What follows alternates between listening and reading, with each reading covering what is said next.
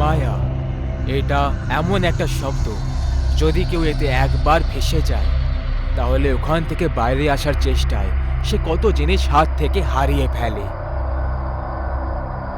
আজকের কাহিনীটাও এমন একটা গল্পের উপর কেন্দ্র করে, যেখানে কোনো এক সময় এক মায়াবী ডাইনির কবজা হয়ে থাকত।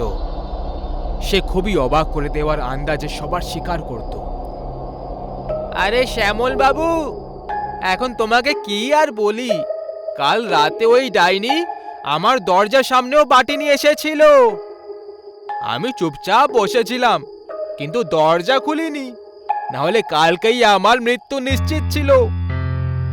হ্যাঁ বাবলু, তুমি একদম ঠিক করেছো। ও নিজের মায়া দিয়ে যে কাউকে ফাঁসিয়ে নিজের জালে ফাঁসাতে পারে। তাছাড়া এই গ্রামের অনেকজন ওর জালে ফেঁসে গেছে।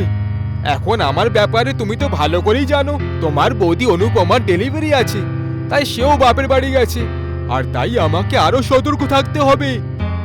হ্যাঁ ভাই, ঠিকই বলেছো। এমনিতেও এই গ্রামে গর্ভবতী মহিলাদের থাকাটা উচিত নয়। এখন কি আর বলি, এই গ্রামটা এখন গ্রাম কম শ্মশান ঘাট বেশি মনে হয়। কিন্তু একটা কথা বলো আমাকে, আমি তো অনেক সময় ধরে শহরে ছিলাম, তাহলে আমি এর ব্যাপারে এখনো অবধি কিছু জানি না কেন? এমন কি বিশেষ আছে ওই ডাইনির মধ্যে যে সবাই ওর থেকে এত বেশি ভয় পায়? আচ্ছা, তাহলে তুমি এখনো ওই গল্পটা জানোই না? গ্রামের বুড়ো থেকে বাচ্চা অবধি ওই মায়াবী ডাইনির ব্যাপারে জেনে গেছে। বলো ভাই, গল্পটা কি? যদি এখন তুমি এই গল্পটা না জেনে থাকো, তাহলে জেনে আর লাভ নেই। বেশি জানলে আরো মারাত্মক হতে পারে। এভাবে ঘুরিয়ে ফিরে আমার সঙ্গে কথা বলো না, পরিষ্কার করে বলো গল্পটা কি। দেখো, এখন সন্ধে হতে চলেছে, বাড়ি পৌঁছে নিশ্চিন্তে বলবো। এখন বলাটা মোটেই ঠিক হবে না। কেমন ভীতু লোক তুমি ভাই! এখন রাস্তাও অনেক লম্বা, কথা বলার জন্য কিছুই বেঁচে নেই। এই লতায় রাস্তাও পার করে নেব তাড়াতাড়ি। চলো বলো এবার। শ্যামল বারবার জেদ করতে করতে বাবলু মেনে গেল, আর ভগবানের নাম জপ করে ওই মারাত্মক ঘটনার উপর থেকে পর্দা তোলার চেষ্টা করা হলো, যে কারণে পুরো গ্রাম ভয় পেত।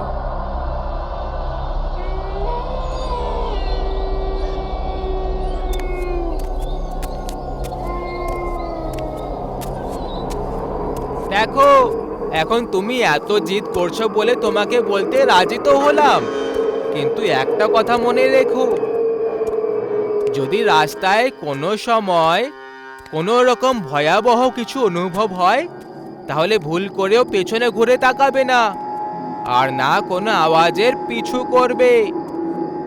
আমি এরকম এই জন্য বলছি, কারণ এটা করা তোমার অনেক আগে থেকে অভ্যাস হয়ে রয়েছে। হ্যাঁ আমার ভাই, আমি তখন কিছুই বলবো না, তুমি বলা শুরু করো। অনেক বছর এই গ্রামে দূর থেকে একটা মহিলা এসে বাস করছিল। ওর একটা কুটির ছিল।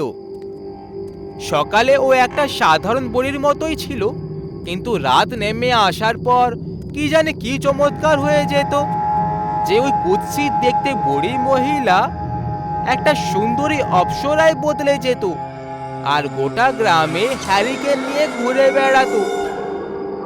আর ওর আসল উদ্দেশ্য এটা ছিল ঘুরে বেড়ানো যুবক ছেলেদের তাদের ঘরে পৌঁছে দেওয়া, না হলে কোনো পথিকের সাথে সাথী হয়ে ওঠা। কিন্তু এটা শুধুমাত্র ওর মায়াই ছিল, আসলে ওর কারোর প্রতি কোনো রকম টান ছিল না, বরং ও এই সুযোগ নিয়ে নজর রাখতো, আর ঘুরে বেড়ানো লোকেদেরকে নিজের কুটিরের কাছে নিয়ে আসতো আর পুঁতে দিত। খুব ভালো, কিন্তু একটা কথা বলো, ও কোনো গ্রামেরও মহিলা হতে পারতো। এটা কে বলেছে যে ও সেই ডাইনিটাই? এই কথাটাও একদম ঠিক বলেছো তুমি, কিন্তু এরও একটা পরিচয় আছে। ওই মহিলা কখনো তোমার চোখে তাকাবে না, ও শুধু নিজের মায়া তৈরি করবে, আর যদি শুরুর অর্ধেক মিনিটে তুমি ওর জালে ফেসে যাও, তখন তোমাকে ভগবানও বাঁচাতে পারবে না। বাবলু শ্যামলকে ওই মারাত্মক ঘটনার ব্যাপারে বলে দেয়। তারই সাথে এখন ওরা জঙ্গলের ধারেও পৌঁছে যায়। কিন্তু তখনই ওদের একদম পেছন থেকে কোনো ছোট বাচ্চার কান্নার আওয়াজ শুনতে পাওয়া গেল। আমার মনে হচ্ছে ওই মায়াবী ডাইনি আমাদেরকে দেখে ফেলেছে। এখন তাড়াতাড়ি পালাও এখান থেকে। এ তুমি কেমন কথা বলছো বাবলু? কোনো বাচ্চা জঙ্গলে হারিয়ে গেছে আর মা বাবার কাছে যাওয়ার জন্য কাঁদছে, আর তুমি এখান থেকে কাপুরুষদের মতো পালানোর কথা বলছো? কেউ একদম ঠিকই বলেছিল, যখন ভাগ্যে জীবনের অন্ত লেখা থাকে তখন মানুষের বুদ্ধি ভ্রষ্ট হয়ে যায়। আর এটাই এখন তোমার সঙ্গেও হচ্ছে। যদি এখন না পালাও তাহলে বন্ধু আমার, এরপর আমাদের দেখা সোজা তোমার কবরই হবে। এইটুকু বলে বাবলু পুরো জোর লাগিয়ে ওখান থেকে পালিয়ে যায়।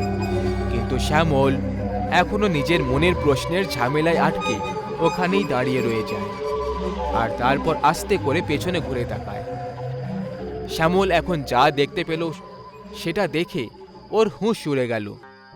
মাটিতে ওর নিজের গর্ভবতী স্ত্রী অনুপমা পড়েছিল, যে যন্ত্রণায় ছটফট করছিল। অনুপমা, তুমি তো বাপের বাড়ি গেছিলে, এখানে কি করছো? শ্যামল ভাবতে লাগলো, হয়তো বাপের বাড়ি থেকে ঘরে ফেরার সময় ওই জঙ্গল দিয়ে আসছিল। সে তো ভাগ্য ভালো যে শ্যামলও এখানেই ছিল। তখনই একটা গভীর কুয়াশায় পুরো রাতটা ছেয়ে গেল। শ্যামল অনুপমার চোখে বারবার দেখে ওকে সাহস জোটানোর কথা বলছিল, কিন্তু সেটাই হলো যেটার ভয় ছিল। অনুপমা বারবার শ্যামলের দিকে তাকানোর দিক এড়িয়ে যাচ্ছিল, ঠিক সেইভাবে যেমনটা বাবলু ওই মায়াবী ডাইনির গল্প শোনানোর সময় বলেছিল। তখনই শ্যামল ওই বাচ্চাটার কান্নার আওয়াজটা শুনতে পেল। হঠাৎ করে ওর মনে একটা খেয়াল এলো যে যদি বাচ্চা পেটের ভেতরে রয়েছে তাহলে ওর কান্নার আওয়াজ কি করে শোনা যাচ্ছে।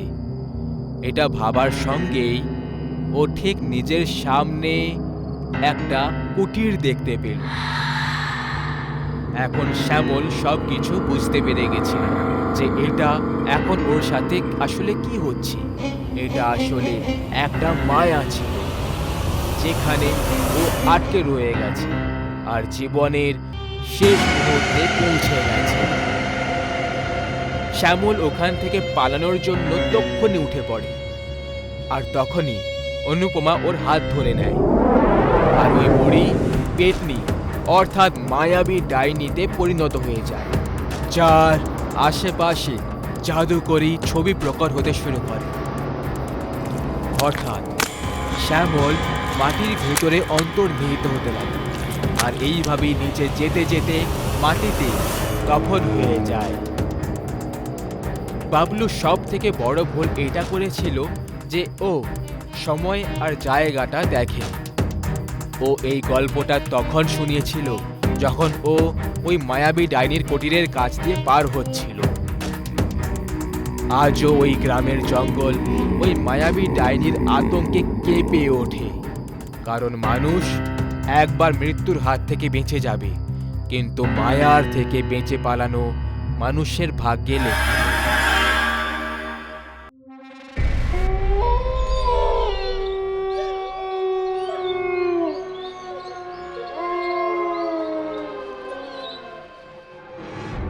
আরে ভাই রনিত, একদিন তোর কারণে মরতে হবে। যেভাবে তুই নিজের ওই বেয়াড়া বন্ধুদের সঙ্গে বসে গল্প গুজব করে আড্ডা মারিস আর সবসময় সন্ধেবেলায় বাইরে ঘুরতে থাকিস, আর আমাকেও জবরদস্তি নিজের সঙ্গে টেনে নিয়ে যাস। আরে ভীতু ছেলে কোথাকার, তুই এত ভয় পাস কেন ভাই?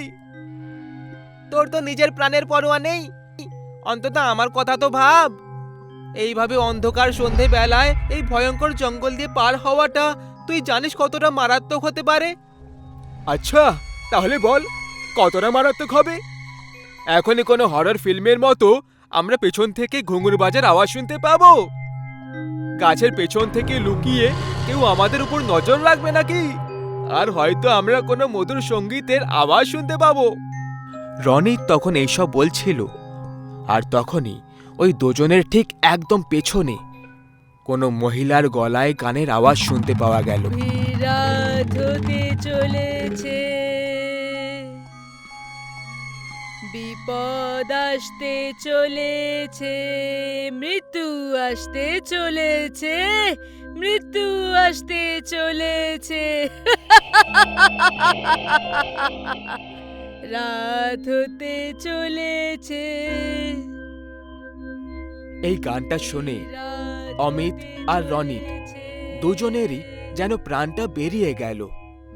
দুজনের পা নিজের জায়গা থেকে সামনের দিকে এগোচ্ছিলই না।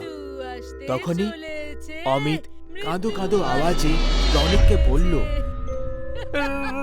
রনিত, আমি তোকে মানা করেছিলাম না, এইভাবে সূর্য ডোবার পর এই জঙ্গলে পার হওয়া ঠিক নয়। এবার দেখে নিলি তো কি হয়। এখন এতে ভূতের কথাটা তোলার কি দরকার ছিল বলতো? তুই কি সময় আর পরিস্থিতি বুঝতে পারিস না নাকি? আরে ক্ষমা করে দে ভাই, তখন আমি জানতাম না যে এই জঙ্গলে কোনো ডাইনিও থাকতে পারে। এখন কি করি? আমি এই ডাইনির ব্যাপারে বেশি কিছু তো জানি না, কিন্তু গ্রামের সবাই বলে যে এটা গান গাইতে পারা ডাইনি, যে যুবক ছেলেদেরকে দেখে তাদেরকে নিজের দিকে আকর্ষিত করার জন্য মায়াবী সঙ্গীতের ব্যবহার করে। আর যে কেউ এই মায়ায় ফেসে যায় না, এই ডাইনি তাদেরকে মেরে ফেলে। সেই জন্য তখনই পেছন থেকে ওই ডাইনির সঙ্গীত বন্ধ হয়ে যায়, আর ও একটা ভয়ঙ্কর আওয়াজে বলল, এই, তোমরা নিজেদের মধ্যে কি ফিসফিস করে চলেছ? চুপচাপ উল্টো পায়ে আমার দিকে এসো, না হলে নিজেদের হাত দিয়ে জীবনটাকে হারিয়ে ফেলো।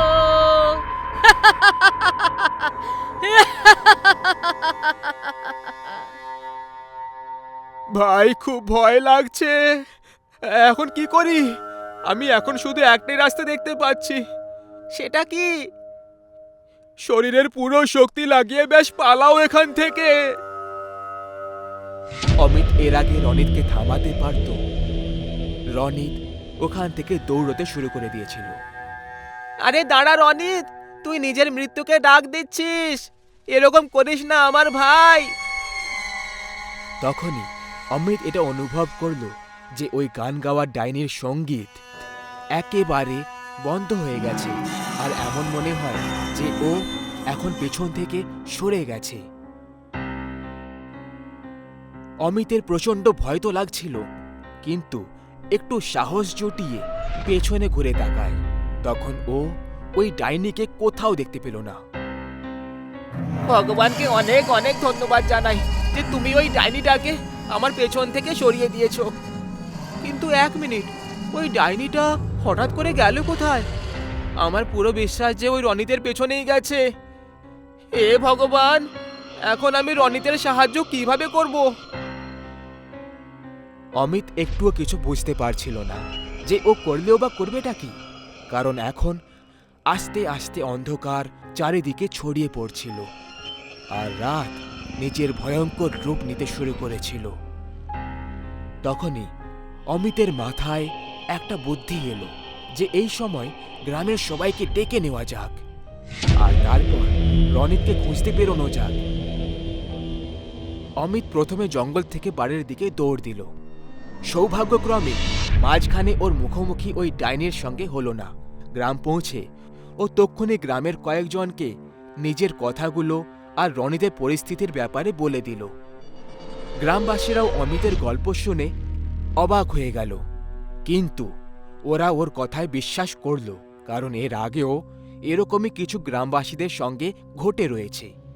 যখন জঙ্গল থেকে পার করা লোকেরা ওই ডাইনির সঙ্গীত শুনতে পেত, আর যারা ওই সঙ্গীত নিয়ে টিপ্পনি করে দিত বা পালানোর চেষ্টা করত, ওরা ওই ডাইনির মায়াতে এমনভাবে ফেসে যেত যে কখনো দ্বিতীয়বার ফিরে আসতে পারত না। অমিত কয়েকজন গ্রামের লোককে নিয়ে জঙ্গলের মাঝখানে গিয়ে হাজির হয়। সবাই নিজের হাতে মশাল নিয়ে রনিতকে ডাক দিচ্ছিল। তখনই হঠাৎ করে ওই সঙ্গীত আবার বাজতে শুরু করে। এর মানে ওই গান গাওয়া ডাইনিটা এখানেই কোথাও আশেপাশেই আছে। গ্রামবাসীরা, কোথায় গেলে তোমরা? যদি তোমরা আমার সাথে ইয়ার্কি করছো তাহলে মনে রেখো এর ফলটা খুব খারাপ হবে। আমার বাবা একজন জমিদার, তোমরা জানো না নাকি? আমি তোমাদেরকে গ্রাম থেকে বার করে দেব। তখনই ওই গ্রামবাসীদের মধ্যে একজন হঠাৎ করে কোথা থেকে অমিতের একদম কাছে চলে আসে আর ওর দিকে তাকিয়ে বলতে লাগলো, আরে খোকা, তুমি খুব তাড়াতাড়ি রেগে যাও। এই আংটিটা খুব চমকাচ্ছে, এটা খুলে দাও। কোথাও অন্ধকারে যদি হারিয়ে যায় তখন? না, আমি আংটি খুলবো না। এটা আমার দাদু আমাকে দিয়েছিল আর সব সময় পরে রাখতে বলেছিল। তখনই ওই গ্রামবাসীর চেহারা হঠাৎ করে বদলাতে লাগলো। ওই লোকটা ওই ডাইনির শরীরে বদলে গেল আর অমিতকে এক দৃষ্টিতে তাকিয়ে রইল। ও অমিতের দিকে আস্তে আস্তে এগোতে শুরু করলো। বাপরে, এ তো সেই গান গাওয়া ডাইনিটা। মনে হচ্ছে এ গ্রামবাসীদেরকেও মেরে ফেলেছে, এখন আমাকে মারার উদ্দেশ্যে এসেছে। আমাকে এক্ষুনি জঙ্গল থেকে বাইরে পালাতে হবে। এটা বলে অমিত নিজের পুরো শক্তি লাগিয়ে জঙ্গল থেকে বাইরের দিকে পালানো শুরু করলো। ওর ঠিক পেছনে ওই ডাইনিটাও দৌড়চ্ছিল, সেটা পরিষ্কার বুঝতে পারছিল। আর তার সাথে ও গান গাইছিল, যাতে অমিত ভ্রমিত হয়ে ওর বশে হয়ে যায়। অমিতের ওপর এর আগে ওই গানের প্রভাব পড়া শুরু হতো। অমিত জঙ্গল পার করে নিজের ঘরে পৌঁছে যায়, যেখানে ওর মা বাবা ওর আসার অপেক্ষায় চিন্তা করছিল। আরে খোকা, এত রাতে কোথায় চলে গেছিলি? তুই জানিস তো যে ওই জঙ্গলে কালমুখী ডাইনি থাকে, যে তোদের বয়সী ছেলেদেরকেই লক্ষ্য করে। সে তো ভাগ্য ভালো যে তুই তোর দাদুর দেওয়া চমৎকারী আংটি পরে রেখেছিস। ওটা খুলে দিসনি, যেটা তোকে সুরক্ষিত বাঁচিয়ে রেখেছে। না হলে আজ তোর সাথে ভয়ঙ্কর একটা বিপদ ঘটে যেত রে খোকা। ভগবানকে অনেক ধন্যবাদ জানাই। আরে ও অমিতের মা, তুমিও না? এখন তো ছেলে ঘরে এসে গেছে, এখন শান্ত হও। বাকি কথা কাল করে নিও, এমনিতেও অনেক রাত হয়ে গেছে। অমিত বিছানায় শুয়ে শুয়ে বারবার ওর বন্ধু রনিত আর ওই গ্রামবাসীদের ব্যাপারে ভাবতে লাগলো। ওর আত্মার মধ্যেও ওই গান গাওয়া ডাইনির ভয় ঘর করে ফেলেছিল। ওর চোখে ঘুম পর্যন্ত আসছিল না। এই কারণে ও বিছানা থেকে উঠে পড়ল। ও নিজের আংটিটাও খুলে দিল, কারণ ওর আঙুলে হালকা জ্বলন হচ্ছিল। তাছাড়া এখনো নিজের ঘরে পৌঁছে গেছিল, তাই ওর কোনো বিপদও ছিল না। এরপরে খুবই উদাসীনতার চেহারা নিয়ে অমিত নিজের বিছানায় শুয়ে পড়ল। এইবারে খুব তাড়াতাড়ি ওর ঘুমও ধরে গেল। ও একদম গভীর নিদ্রায় ছিল। তখনই ও নিজের ঘরে আবার ওই ডাইনির ভয়ঙ্কর সঙ্গীত শুনতে পেল। রাত হতে চলেছে।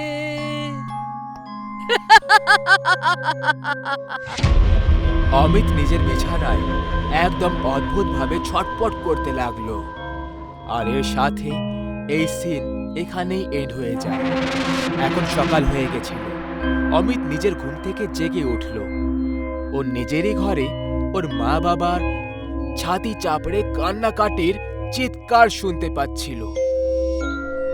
অমিত এটা দেখে খুব অবাক হয়ে যায়। অমিত তখনই টেবিলের দিকে নিজের আংটি নেওয়ার জন্য গিয়ে দেখল, কিন্তু সেখানে ও নিজের আংটিটা পেল না।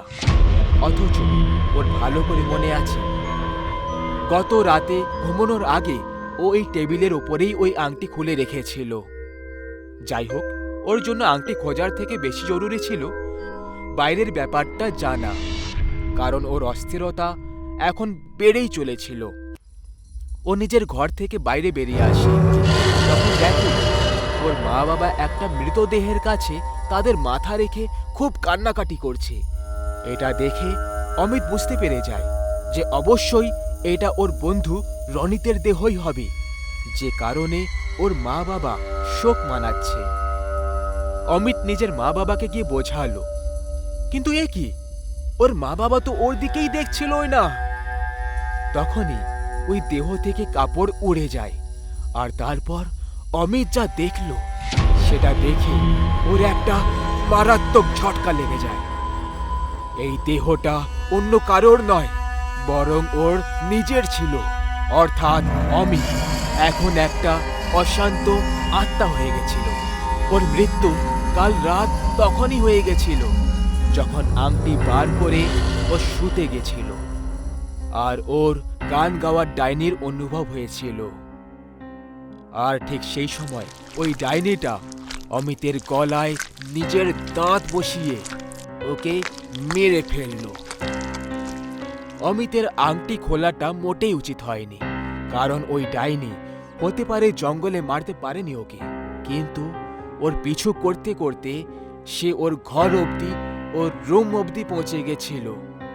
আর অমিত যখনই একটা ভুল করল, অমিতের জীবনের চ্যাপ্টার এখানেই ক্লোজ হয়ে গেল।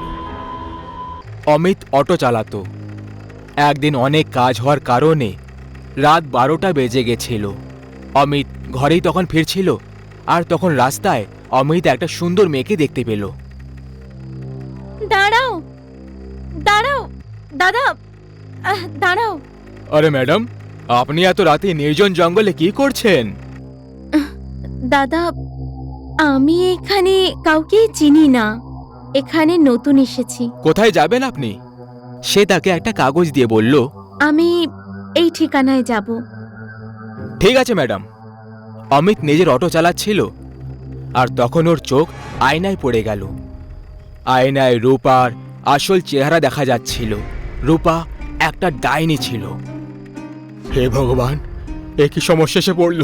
এই মেয়েটা তো একটা ডাইনি। ভগবান, আমার রক্ষা করো, আমাকে বাঁচিয়ে নাও। দাদা, ব্যাস, অটো থামিয়ে দিন, আমি এখানেই যাব। হে ভগবান, রক্ষা করো, ভগবান রক্ষা করো। কত টাকা হলো? অমিত টাকা না নিয়েই ভয়ের চোটে অটোকে পুরো গতিতে চালিয়ে নিজের ঘরে চলে যায়। কিছু না খেয়ে দিয়েই অমিত ঘুমিয়ে পড়ে। সকালে যখন উঠল, রাতে কি হয়েছিল গো? ভূত দেখে ফেলেছিলে নাকি? তুমি কি করে জানলে? আরে, আমি তো মজা করছিলাম। তুমি সোজা এলে আর কোনো কথা বললে না, খাবারও খেলে না, আর গিয়ে শুয়ে পড়লে। আমার কিছু মনে নেই। অমিত আর কমলা নিজেদের মধ্যে কথা বলছিল, আর তখনই রূপা দরজাটা খটখটালো। আমি কি ভেতরে আসতে পারি? রূপাকে দেখে অমিতের ঘাম ঝরতে লেগে গেল। আসুন, ভেতরে আসুন, আসুন। এই এলাকায় আমি নতুন। দাদা কাল আমার থেকে টাকা না নিয়ে ওখান থেকে চলে গেছিলেন। কোনো ব্যাপার নয়। কি হয়েছিল গো? তোমার এত বেশি ঘাম ঝরছে কেন শুনি? গরম, গরমটা আজকে খুব বেশি তো, হয়তো এই জন্য। হ্যাঁ হ্যাঁ। রূপা টাকা দিয়ে চলে গেল। অমিত আর কমলা নিজেদের মধ্যে কথা বলতে লাগলো। তোমার শরীর ঠিক আছে তো? তুমি ওই মেয়েটা থেকে দূরেই থাকবে, তাতেই আমাদের ভালো হবে। আরে, এসব কি বলছো গো তুমি? অমিত কাজ করতে বেরিয়ে চলে যায়। কমলা রূপার সঙ্গে দেখা করতে যায়। আরে দিদি, আপনি এখানে? হ্যাঁ, আমি ভাবলাম তুমি নতুন এসেছো, একা সব জিনিসপত্র ব্যবস্থা করতে পারবে না, এই জন্য আমি এখানে তোমার সাহায্য করতে চলে এলাম। খুব ভালো করেছেন। আচ্ছা, আপনার নাম কি? আমার নাম কমলা। আর তোমার? আমার নাম রূপা। সত্যি বলতে দাদা খুবই ভালো, উনি রাতে আমার সাহায্য করেছিলেন। রূপা নামটা খুবই সুন্দর। যদি তোমার কিছু সাহায্য লাগে তাহলে আমায় অবশ্যই বলো। কমলা ওখানে এক অদ্ভুত গন্ধ অনুভব করল, আর ও ঘরে চলে গেল। রাত হয়ে গেল। অমিত আর কমলা তখন শুয়ে পড়েছিল। তখনই কমলা অদ্ভুত রকমের আওয়াজ শুনতে পেয়ে গেল। কমলা জানলা দিয়ে উঁকি মেরে বাইরে দেখল তখন সে ডাইনিকে দেখতে পেল। ডাইনি, ডাইনি, আমি ছাড়বো না, ছাড়বো না আমি। আরে ওঠো গো, আরে ওঠো না, দেখো না বাইরে কে এসেছে। ডাইনি, আমি জানতাম এটাই হবে। এখন কেউ বাঁচবে না, আমরা সবাই মারা পড়বো। কি তুমি এটা জানতে? হ্যাঁ, কিছু না, চুপচাপ শুয়ে পড়ো। দুজনে ঘুমিয়ে পড়ল। সকালে উঠেই অমিত এলাকার প্রধানের সঙ্গে কথা বলতে চলে গেল। প্রধানের সঙ্গে অমিতের বন্ধু সুমিতও ছিল। অমিত, কি হয়েছে? খুব ভয় ভয় লাগছো। প্রধান বাবু, আমাদের কিছু একটা করতে হবে। কিন্তু হয়েছেটা কি আগে বলবে তবে না। আমাদের এলাকায় ডাইনি রয়েছে। কাল রাতে আমি আর আমার স্ত্রী কমলা দুজন ওই ডাইনিটাকে দেখেছি। ডাইনি কিছু বলছিল? হ্যাঁ, বলল যে রাতে আমি যাকে দেখে ফেলবো তাকে আমি ছাড়বো না। তুমি নিশ্চয়ই কোনো স্বপ্ন দেখেছো। আরে আমাদের এলাকায় কোনো ডাইনি নেই। প্রধানবাবু ওখান থেকে চলে গেল। অমিত আর সুমিত নিজেদের মধ্যে কথা বলতে লাগলো। অমিত, আমাদের এলাকায় একটা নতুন মেয়ে এসেছে রে, খুব সুন্দরী, ওকে আমার খুব পছন্দ। সুমিত, তুমি দূরে থাকবে ওই মেয়েটার থেকে। কি হয়েছে, এইভাবে কেন বলছো? কারণ ওই মেয়েটাই আসল ডাইনি। তুমিও না দারুণ মজা করো ভাই। আমার কথা তোমাকে বিশ্বাস করতে হবে না, একদিন পছতাবে। একদিন প্রধানবাবু রাস্তা দিয়ে যাচ্ছিল, তখন সামনে থেকে রূপাকে আসতে দেখে দাঁড়িয়ে পড়ল। তাহলে তুমি সেই নতুন মেয়ে? হ্যাঁ, কিন্তু আপনি কে? আমি হলাম এই এলাকার প্রধান বাবু। আচ্ছা, তাহলে আপনি সেই প্রধান বাবু। আপনার যদি এখানে কোনো রকম সাহায্যের দরকার হয় তাহলে আমাকে বলে দেবেন। সাহায্য? সেটা তো তোর দরকার হবে আজকে। কিছু বললেন আপনি? কিছু না, আজ রাতে আপনি আমার বাড়িতে আসুন খাবার খেতে। রাত হয়ে গেল। অমিত আর তার স্ত্রী কমলা দুজনে ঘুমাতে পারে না। ওরা দুজন রাতে অদ্ভুত রকমের আওয়াজ শুনতে পায়। তখনই অমিত বাইরে প্রধান বাবুকে দেখতে পায়। এই প্রধান বাবু একে এত রাতের বাইরে কি করছে? হবে কিছু কাজ করতে দাও না ওকে। আজ প্রধান ডাইনির হাত থেকে বাঁচবে না। তখনই রূপা প্রধানের কাছে চলে আসে। এখন এই রূপা প্রধানের কাছে কেন চলে এলো? সেই সময় রূপা ডাইনি রূপ ধারণ করে নেয়। হে ভগবান, রূপাই তো আসল ডাইনি। কমলা লুকিয়ে লুকিয়ে সব দেখতে থাকে। তখনই ডাইনি প্রধানের গলা ধরে হাওয়ায় চাকিয়ে ধরে। তোমার এত সাহস যে তুমি আমার কাছে আসবে? আমাকে ক্ষমা করে দাও, আমি ভুল করে ফেলেছি, আমাকে যেতে দাও। হ্যাঁ, আমি তোকে ছেড়ে দেব একেবারে চিরকালের জন্য। ডাইনি প্রধানের রক্ত চষে চষে তাকে মেরে ফেলে। এইসব দেখে অমিত আর কমলা খুব ভয় পেয়ে যায়। সকালে দুজনে নিজেদের মধ্যে কথা বলতে লাগে। এখন আমাদের কি হবে? এই রূপা এইভাবেই আমাদের সকলকে এক এক করে মেরে ফেলবে গো। এখন ভগবানই বাঁচাবে আমাদের সবাইকে। আমরা না এই জায়গাটা চিরকালের জন্য ছেড়ে দিয়ে চলে যাব। হ্যাঁ, হ্যাঁ, এটাই ঠিক হবে। আমি আজ কিছু টাকা ধার করে নিয়ে আসছি, কাল আমরা এই এলাকাটা চিরকালের জন্য ছেড়ে দিয়ে চলে যাব। অমিত কাজের জন্য বেরিয়ে চলে যায়। কমলা ঘরে একাই থাকে। তখনই রূপা ওখানে চলে আসে। আমার বাড়িতে চিনি শেষ হয়ে গেছে, একটু কি চিনি পাওয়া যাবে? আজ এই ডাইনি আমাকে মেরে ফেলবে, আমার রক্ত খেয়ে ফেলবে। দিদি, দিদি, কি এত ভেবে চলেছো তুমি? কিছু না রূপা। কি যেন চাই তোমার? একটু চিনি দরকার ছিল। হ্যাঁ, এক্ষুনি নিয়ে আসছি। কমলা রূপাকে চিনি দিয়ে দিল। রূপা তারপর চলে গেল। রাত অনেক হয়ে গেল। অমিত অটো নিয়ে বাড়ি ফিরছিল। আজকেও অনেক রাত হয়ে গেছে, ওই ডাইনির হাতে যদি আমি পড়ে যাই তাহলে জ্যান্ত বাঁচবো না। তখনই অমিত সুমিতকে দেখতে পেয়ে যায়। অমিত তারপর অটো থামিয়ে দিল। অমিত কিছু বলতে চাইছিল, তার আগেই অমিত ওখানে রূপাকে দেখতে পেয়ে যায়। হে ভগবান, এ তো ডাইনি রূপা। আজকে ও আমার বন্ধু সুমিতকে ছাড়বে না। আমি সুমিতকে মানা করেছিলাম, ও আমার কথা শুনলো না। যাই হোক না কেন, ওকে আমাকে বাঁচাতেই হবে। অমিত দুজনের পেছনে আসতে লাগলো। তখনই অমিত দুজনের কথাগুলো শুনতে পেয়ে গেল, আর অমিত লুকিয়ে লুকিয়ে শুনতে লাগলো। রূপা, তুমি সত্যিই খুব সুন্দর। সুন্দর? আর আমি? এটা বলে রূপা ডাইনির রূপ ধারণ করে নেয়। ডাইনি? এখন কেমন লাগছি তোকে আমি? হ্যাঁ, খুব সুন্দর তাই না? খুব সুন্দর তাই না? আমাকে ছেড়ে দাও, বাঁচাও, বাঁচাও। অমিত কিছু করতে পারত, তার আগেই ডাইনি সুমিতের গলা ভেঙে দেয় আর তার রক্ত খেতে লেগে যায়। অমিত এই সব দেখে ভয় পেয়ে তাড়াতাড়ি করে অটো নিয়ে বাড়ি চলে যায়। কি হলো গো, এত দেরি কি করে হয়ে গেল? হ্যাঁ, আর এত ভয় পেয়ে আছো কেন? হ্যাঁ, কমলা, ওই ডাইনিটা সুমিতকে আমার সামনে মেরে দিল। আমি ওখানেই ছিলাম, সব দেখছিলাম, কিন্তু কিছুই করতে পারলাম না। কি? সুমিতকে মেরে দিয়েছে ওই ডাইনিটা? হ্যাঁ, এখন এই ডাইনিটার কিছু করতেই হবে, না হলে আমাদের মধ্যে কেউই জ্যান্ত বাঁচবো না। আমি একজন বাবাকে চিনি, উনি আমাদের সাহায্য অবশ্যই করবেন।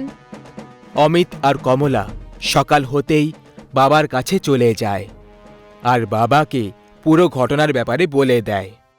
খোকা, আমি তোমার বন্ধুদের তো ফেরত আনতে পারবো না, কিন্তু এই ডাইনিকে আমি ছাড়বো না। এখন আর একটাও প্রাণ যাবে না। বাবা, দয়া করে কিছু করুন। এর সমাধান আছে, আমি যা বলবো ব্যাস তোমরা ওইটুকু করে রেখে দিও। আমি কাল তোমাদের ঘরে আসব। আপনি বলুন আমাদের কি করতে হবে? অনেকগুলো কাঠ জড়ো করে রেখে দিও, আর কাউকে কিছু বলবে না যে এইসব আমি তোমাকে করতে বলেছি। কমলা বাড়িতে ফিরে চলে আসে। যেমনটা বাবা ওদের বলেছিল সেইভাবেই অমিত অনেকগুলো কাঠ নিয়ে জমা করে রেখে দেয়। সন্ধে হয়ে গেল, তারপর বাবা ওখানে চলে আসে। নমস্কার বাবা। সদা সুখী থাকো খোকা। কাঠগুলোর ব্যবস্থা হয়ে গেছে? হ্যাঁ বাবা, হয়ে গেছে। রাত হয়ে গেল, বাবা পুজো করতে শুরু করে। তখনই রূপা ডাইনি হয়ে বাইরে চলে আসে। কার এত সাহস যে আমাকে ডেকে পাঠিয়েছে? আজকে আমি তার রক্ত খেয়ে ফেলবো। আমার সাহস হয়েছে, আজকে তোর শেষ দিন। তাহলে বল, তোর কোনো শেষ ইচ্ছে?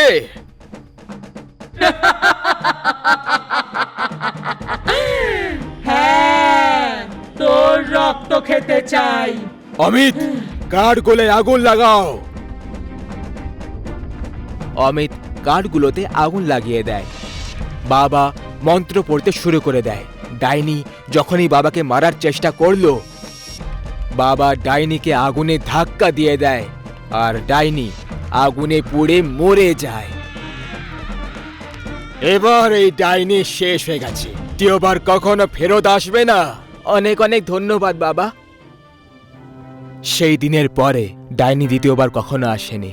অমিত আর কমলা হাসি খুশিতে থাকতে লাগলো। সৌরভ নিজের স্ত্রী আর 2 বাচ্চার সঙ্গে নিজের পরের জীবনটা খুব আনন্দে হাসি খুশিতে কাটাতে চেয়েছিল। ওর একটা বড় আর খুব সুন্দর একটা ঘরের দরকার ছিল, যেখানে ও নিজের পরিবারের সাথে শান্তিতে থাকতে পারত। এরই মাঝখানে একজন ব্রোকার ওকে একটা ঘরের ব্যাপারে বলল, যেটা শহরের একেবারে কোণে রয়েছে, একদম কোনো ফার্ম হাউসের মতো। ঘর তো সত্যিই খুব সুন্দর ছিল, কিন্তু সমস্যা এটাই ছিল যে এই ঘরটা শহর থেকে অনেক দূরে একদম নির্জন এলাকায় ছিল। এই কারণে এই ঘরের দাম এর আসল দামের থেকে অনেক কম ছিল, যেটা একটা লাভের ডিল হতে পারত। Riya, what do you think? এই ঘরটা আমাদের জন্য কেমন হবে? আমাকে তো খুব ভালোই লাগছে। ঘর তো সত্যিই খুব সুন্দর, কিন্তু প্রবলেমটা হলো যে এই এলাকাটা খুব নির্জন, আর এখানে একমাত্র শুধু আমাদের ঘর হবে। আরে কিন্তু এটা তো খুব ভালো কথা, তাই না? কারণ এখানে আমরা শান্তিতে থাকতে পারবো, শহরের এত কোলাহল থেকে অনেক দূরে। এখানে খুব আনন্দে থাকবো। এই কথাটা ঠিকই। ওয়েল, যদি তোমার ঠিক লাগে তাহলে এটাই ফাইনাল করা যাক। আর নয় তো কি, এত সুন্দর আর এত বড় ঘর, তাও আবার এত কম দামে। এ তো সত্যি দারুণ ডিল হবে। আর এমনিতেও যদি কোনো সমস্যা হয় তাহলে আমরা তক্ষুনি চলে যাব। একদম ঠিক। এরপরে সৌরভ ওই ঘরটা কিনে ফেলে। ঘরটা খুবই সুন্দর ছিল, খুব বড় ছিল। যখন ওরা সবাই ঘরে এন্টার করে, তখন ওরা ওই ঘরের মধ্যে অনেক আজব আজব পেন্টিং দেখতে পেল। পেন্টিং অনেক মার্ডার্স, ক্রাইমস আর ধর্ষণের ছিল। পেন্টিংয়ের প্রথম ইমপ্রেশন করা মাত্র সৌরভ খুব রেগে যায় আর ওই ঘরের এক্স ওনারকে কল করে। আরে শুক্লা বাবু, এটা আপনার কি ধরনের ঘর? এত খারাপ পেন্টিং কে লাগায় শুনি? আরে সরি সরি সরি, আমি ওগুলো সরাতে ভুলে গেছি। আসলে আগে যে ভাড়াটে ছিল, এগুলো তাদেরই পেন্টিং। কোনো ব্যাপার না, আমি কিছু জনকে পাঠিয়ে ঘর থেকে সব পুরনো জিনিস সরিয়ে দিচ্ছি। হ্যাঁ হ্যাঁ, একদম, এটা করলেই ভালো হবে। এই কাজটা তাড়াতাড়ি করুন। এরপর ওই ঘর থেকে সমস্ত পুরনো জিনিসপত্র বাইরে করে দেওয়া হলো। ঘরের সব পেন্টিংস, পুরনো ফার্নিচার্স আর বাকি সব কিছু। প্রায় এক সপ্তাহ অবধি সব কিছু ঠিকঠাক চলল, কিন্তু এক সপ্তাহ পরে হঠাৎ করে একদিন সন্ধ্যায় পুরো ঘরের কারেন্ট চলে যায়। ও শিট! হঠাৎ এই লাইটস কেন চলে গেল? তাড়াতাড়ি কিছু করো, খাবারও তৈরি হয়নি এখনো। রিয়া ক্যান্ডেলস জ্বালানোর জন্য কিচেনে চলে যায় আর ক্যান্ডেলস জ্বালিয়ে নেয়, কিন্তু বারবার ক্যান্ডেলস নিভে যায়। আর তখনই ঠিক ওর পেছন থেকে একটা হাত রাখার অনুভব হয়, যেটা আস্তে আস্তে ওর গলার কাছে এগোচ্ছিল। রিয়া তক্ষুনি পেছনে ঘুরে, তখন ওই হাত কোথাও হয়ে যায়। কিন্তু রিয়া নিজের থেকে কিছুটা দূরে একটা লোককে দাঁড়িয়ে থাকতে দেখে, যার হাতে একটা মারাত্মক চাকু ছিল। এটা দেখা মাত্রই ও চিৎকার করে ওঠে। ওর চিৎকারের আওয়াজ শুনে সৌরভ তক্ষুনি ওখানে চলে আসে। আরে কি হলো রিয়া, তুমি এত জোরে চিৎকার করলে কেন? সৌরভ, আমি আমি এক্ষুনি একটা লোকে দাঁড়িয়ে থাকতে দেখলাম, যার হাতে চাকু ছিল, আর আর ও আমাকে মারতে আসছিল। এলো, কে তোমাকে মারার চেষ্টা করছিল? এ তুমি কেমন আজগুবি কথা বলছো? এখানে আমরা ছাড়া আর অন্য কেউই নেই। না সৌরভ, আমি মিথ্যে কথা বলছি না, সত্যি এই ঘরে কিছু তো গন্ডগোল রয়েছে। তুমি আগে শান্ত হয়ে যাও আর জল খাও। এর পরের মুহূর্তে লাইট চলে এলো আর পুরো ঘর জগমগিয়ে উঠল। এরপরে সৌরভ দেখল যে সবকিছু একদম ঠিক আছে। নিশ্চয়ই এটা রিয়ার কোনো ভ্রম ছিল। এটা শুধু একমাত্র একটা ঘটনা ছিল না যেটা ওরা এই ঘরে অনুভব করেছিল। এরপর থেকে তো একের পর এক এমন ঘটনার জন্ম নিল যেটা কোনো সাধারণ মানুষের জীবনটাকে নষ্ট করে দেয়। প্রায় টেবিলে রাখা কাঁচের গ্লাস নিচে মাটিতে পড়ে যেত, যে কারণে ভাঙা কাঁচ নিচে পড়ে রয়ে যেত। সব জিনিসপত্র নিজের জায়গা থেকে নিজের থেকে সরে যেত। রিয়া প্রায় নিজের মেয়েকে একা একা বিড়বিড় করতে শুনতে পেত। এইভাবেই একদিন সকালে রিয়া যখন লিভিং এরিয়াতে এলো, তখন ও নিজের মেয়ের মুখ থেকে যেটা শুনল সেটা শুনে ওর হুঁশ উড়ে গেল। না, আমরা এখান থেকে কোথাও যাব না। এটা আমাদের ঘর। আমিও দেখবো তুমি কিভাবে আমাদেরকে ঘর থেকে বাইরে বার করো। মুন্নিকে এই কথা বলতে দেখে রিয়া খুব অবাক হয়ে রয়ে যায়। ও এই কথাটা সৌরভকে গিয়ে বলল, কিন্তু সৌরভ ওকে বাচ্চার একটা মজার ছেলে খেলা ভেবে একেবারে চোখের আড়াল করে দিল। কিন্তু এখন খুব তাড়াতাড়ি এই ঘরে সেই মারাত্মক রাত আসতে চলেছিল, যেটার মুখোমুখি এর আগে এই ঘরে পুরনো ভাড়াটেরা করেছিল। আজ অমাবস্যার রাত ছিল, যখন কালো মেঘ ছেয়ে গেছিল। পুরো পরিবার নিজেদের রুমে শান্তিতে ঘুমোচ্ছিল। তখনই দরজায় একজন খটখট করল। খটখট আওয়াজ শুনে রিয়া হঠাৎ অবাক হয়ে রয়ে যায়। আর দরজায় কে আছে এটা দেখার জন্য ও দরজার দিকে এগিয়ে গেল। কিন্তু তখনই ও মনে মনে এটা ভাবল যে এইভাবে মাঝরাতে দরজায় খটখট করাটা এটা সাধারণ ব্যাপার না। সেই জন্য সোজা দরজা খোলাটা উচিত হবে না, আগে জানলা দিয়ে দেখে নেওয়া উচিত। যখনই রিয়া জানলাটা হালকা সরিয়ে বাইরে উঁকি মেরে দেখল, ওর চোখ দুটো একেবারে খোলাই রয়ে গেল। একটা মাথা না থাকা লোক একটা কুড়ুল হাতে নিয়ে বারবার দরজা পিটে যাচ্ছিল। বারবার এই আওয়াজ আসার জন্য সৌরভও জেগে গেল আর বাইরে লিভিং এরিয়াতে চলে এলো, যেখানে ভয়ের চোটে রিয়া তখন ব্যাস নিজেকে সামলানোর চেষ্টাই করছিল। রিয়া, কি হয়েছে? তুমি এইভাবে পুতুলের মতো কেন দাঁড়িয়ে আছো? তখনই ঘরের চারিদিক থেকে ভয়ঙ্কর আওয়াজ গর্জন করতে লাগলো।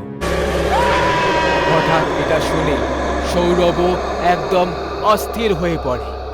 তখনই ওর নজর সামনে রিয়ার উপর পড়ে যায়, যে নিজের চুল দিয়ে মুখটাকে ঢেকে নিয়েছিল।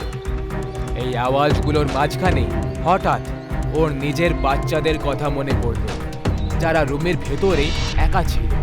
সৌরভ দৌড়তে দৌড়তে নিজের রুমের দিকে গেল, কিন্তু দরজা অবধি পৌঁছানোর পরে ওর একটা জোরে ঝটকা লাগলো। দেখল ওর বাচ্চাদের মধ্যে কোনো শয়তান আত্মার প্রবেশ করে গেছে, আর তারা রুমের দেওয়ালে কোনো টিকটিকির মতো চলে যাচ্ছে। এটা দেখে ও একদম হতবাক হয়ে রয়ে যায়। ঘরের পরিবেশ থেকে আসা সেই ভয়ঙ্কর চিৎকার থামার নামই নিচ্ছিল না।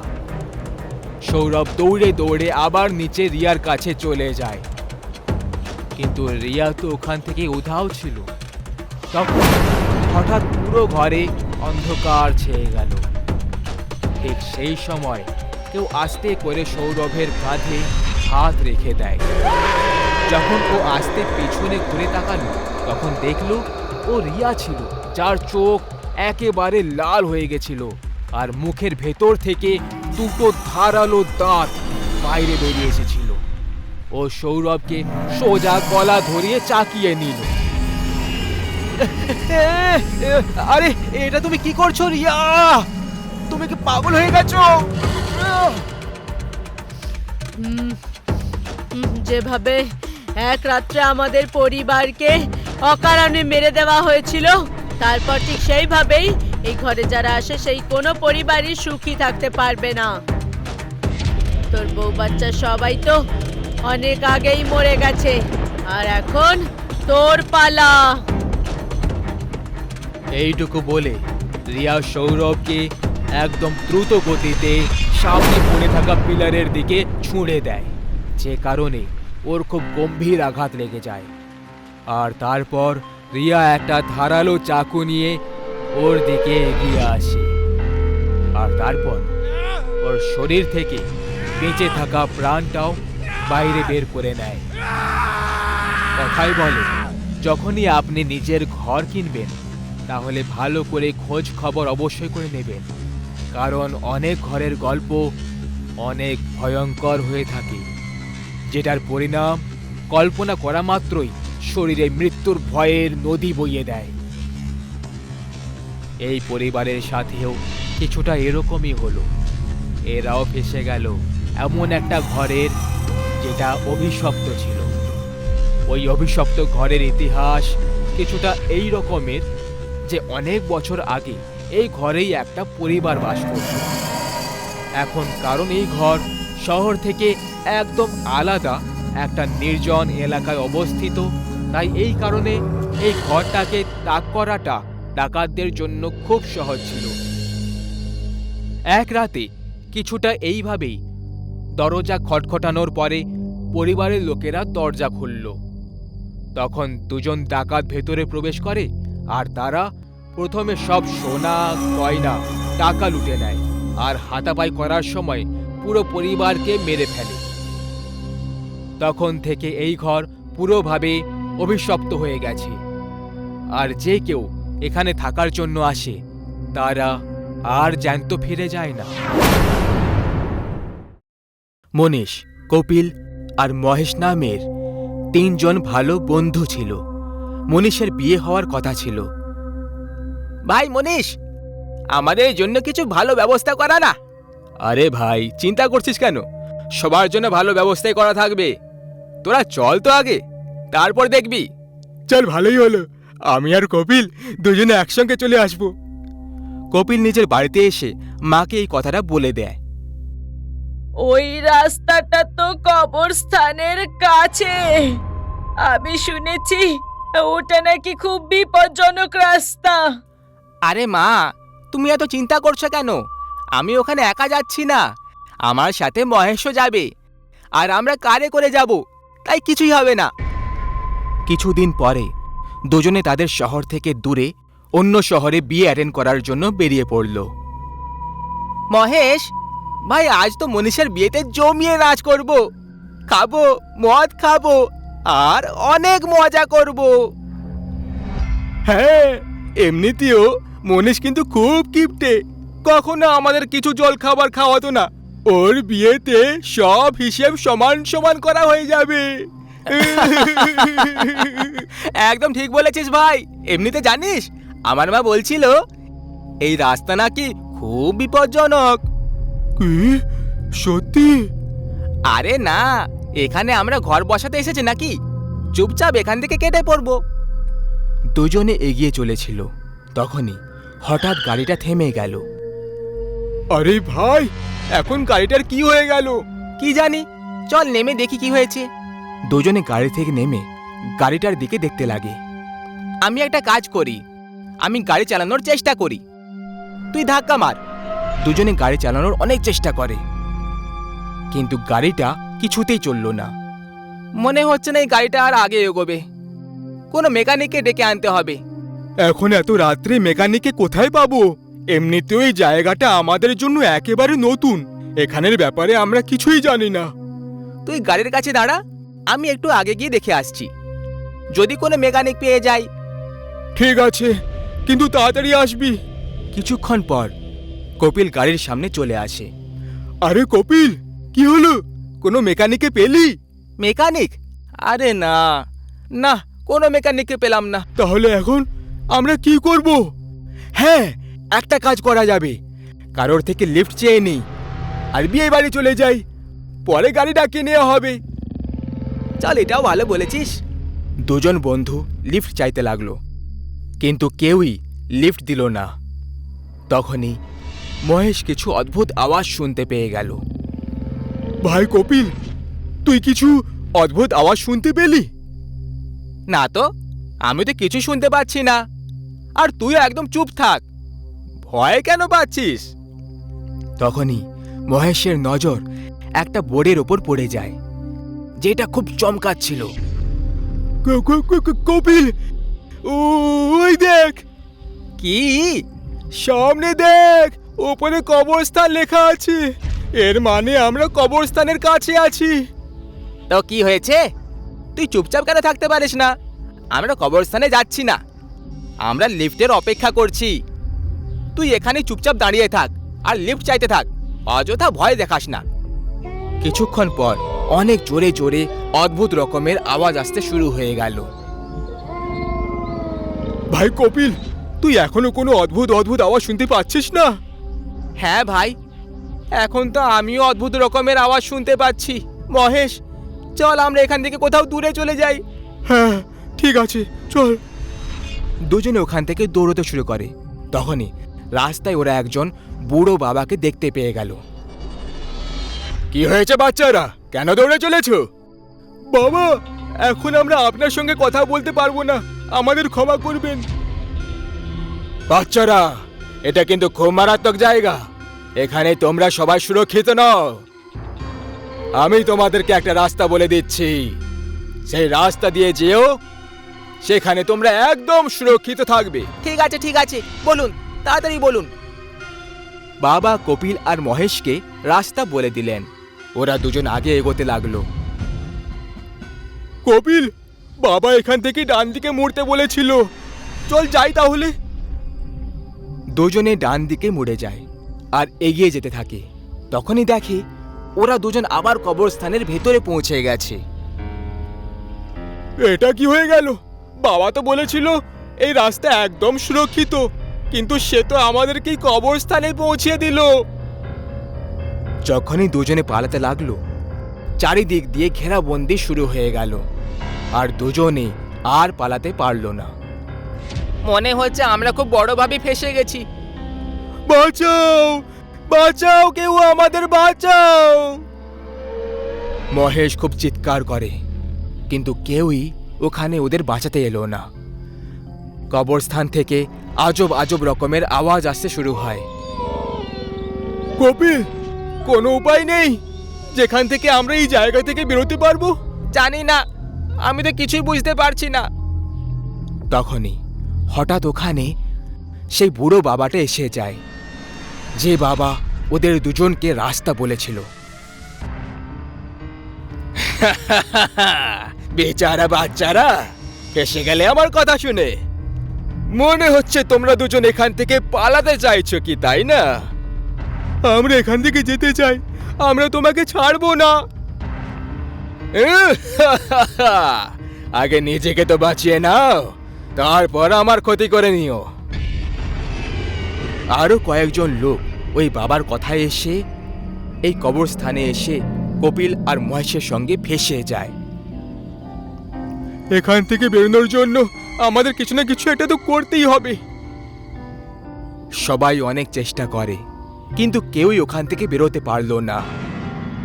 ওই বুড়ো বাবা খুব বেশি রেগে যায় আর কপিলকে ধরে ফেলে। এবার তো এ গেল। না, আমার বন্ধু কপিলকে কিছু করবে না। মহেশ বুড়ো বাবার দিকে একটা পাথর ছুঁড়ে দেয়। তার হাত থেকে কপিল ছাড়া পেয়ে যায়। তাড়াতাড়ি চল এখান থেকে, আমরা পালিয়ে যাই, চল। এখন কিছুক্ষণ অবধি সামলাতে পারবে না।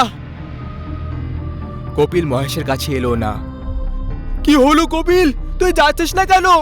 তখনই কপিল এক ভয়ঙ্কর ভূতের রূপ ধারণ করে নেয়। কপিল, কে কপিল? আমি এই কবরস্থানের ভূত। তোর বন্ধু কপিল, ও তো কবেই আমার শিকার হয়ে গেছে। আমি ওর শরীরে এতক্ষণ ঘুরে বেড়াচ্ছিলাম, যাতে আমি তোদের সবাইকে আমার শিকার বানাতে পারি। ভূত ওই বুড়ো বাবাকে ধরে ফেলে আর এক ঝটকাতে গলা টিপে তাকে শেষ করে ফেলে। কবরস্থানের ভূতের কথা শুনে মহেশ অবাক হয়ে রয়ে যায়। তাহলে কি এতক্ষণ আমি ভূতের সঙ্গে ঘুরে যাচ্ছিলাম? হ্যাঁ, আমি এই কবরস্থানের ভূত। যখনই তোদের ওই গাড়িটা খারাপ হয়েছিল, কপিল কিছুক্ষণের জন্য মেকানিককে খুঁজতে গেছিল, সেই সময়ে আমি ওকে শেষ করে দিয়েছি। আর তখন থেকে আমি তোর সঙ্গে ছিলাম। তোকে এখান অবধি আনার জন্য ওই বুড়োটাও আমারই পাঠানো লোক ছিল। আমি ওকে নিজের অধীনে করে নিয়েছিলাম। বাঁচাও, বাঁচাও, কেউ আমাদেরকে বাঁচাও। কবরস্থানের ভূত আগে এগিয়ে আসে আর মহেশের সাথে সাথে বাকি সব লোকেদেরকে নিজের সঙ্গে তুলে নিয়ে চলে যায় আর সবাইকে নিজের শিকার বানিয়ে ফেলে। বন্ধুর বিয়ে অ্যাটেন্ড করতে এসেছিল মহেশ, আর কপিল কবরস্থানের ভূতের শিকার হয়ে রয়ে যায়।